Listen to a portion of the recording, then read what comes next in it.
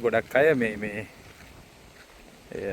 සාමාන්‍යයෙන් ඇවිල්ලා මොකද හිතන්නේ අර දාගැබ තියෙන ටික බලලා මන්ට යනවා මොකුත් නෑ මේ ඇතුළට ගොඩක් අය එන්නේ නෑ.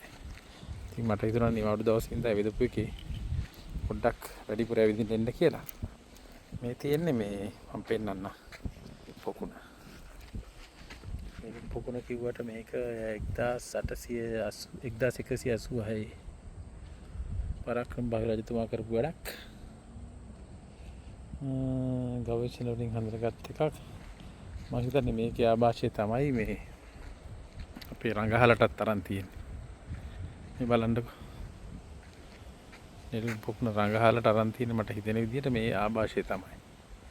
කවුරු හරි කරපු වාස්තු විද්‍යාඥයා. මේක තාම හොඳට ගල් වලින් කරපු දෙයක්.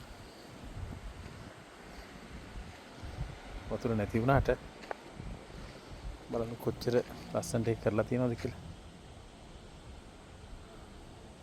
අර කටාරම් තියෙනවා අතන ඒ වතුර බහින්න හදපුවා. සහයයට එන කල්ම මේ හොඳට තියෙනවා මේ එකින් එක ගලෙන් ගල සීල් වෙන විදිහට වතුර රැඳෙන විදිහට ලස්සනට කරලා තියෙනවා. මේ නෂ්ටාවශේෂනේ තියෙන්නේ. ඒව නම් කැඩිලා ගිහින් ඇති. පොළොන්නරුව ආවොත් ටිකක් දුරට එන්න ඕනේ. කෙරවලට වෙන්න. මැප් එකකුත් ඔයගලන්ට ඉල්ල ගන්න පුළුවන්. ඇවිල්ලා මේ වගේ තැනුත් නරඹන්න. ගොඩක් අය මේ පොළොන්නරුව ඇවිල්ලා බැලුවට නටබුන් බලන්න කියලා ආවට මෙච්චර දුර ඇවිල්ලා බලන්නේ නැහැ.